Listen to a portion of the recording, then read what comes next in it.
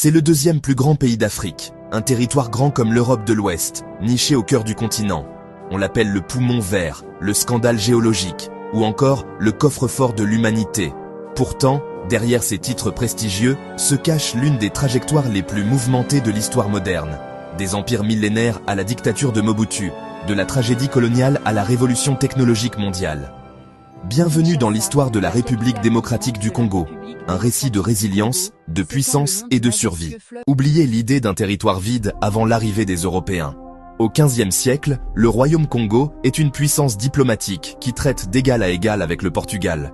Mais en 1885, tout bascule. À la conférence de Berlin, un homme, le roi Léopold II de Belgique, s'approprie le pays, comme sa propriété privée. Pas celle de la Belgique, la sienne. C'est l'époque du caoutchouc rouge. Pour alimenter l'industrie automobile naissante en Europe, le Congo subit un régime de terreur. Mains coupées, travail forcé. Le monde finit par s'indigner, et en 1908, le roi est forcé de céder son Congo à l'État belge. 30 juin 1960. L'indépendance éclate. Un homme incarne cet espoir, Patrice Lumumba. Son discours face au roi des Belges est historique. Il veut un Congo uni, riche et fier. Mais l'indépendance tourne au chaos en quelques semaines. Sécession, mutinerie et surtout la guerre froide. Les États-Unis et l'URSS se disputent en l'influence sur les mines du pays. Lumumba est arrêté, puis assassiné en 1961. Le rêve s'assombrit.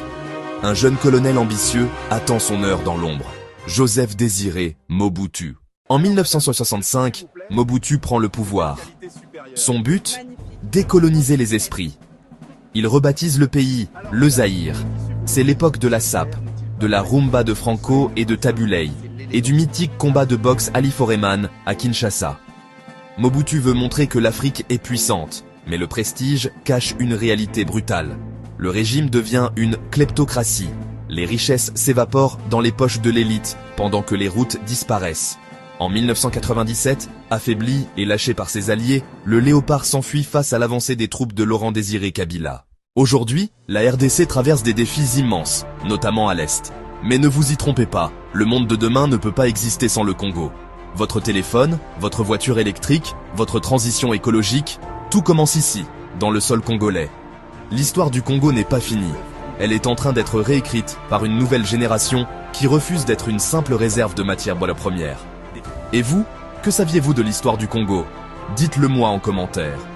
N'oubliez pas de vous abonner pour découvrir le destin d'autres nations. À bientôt.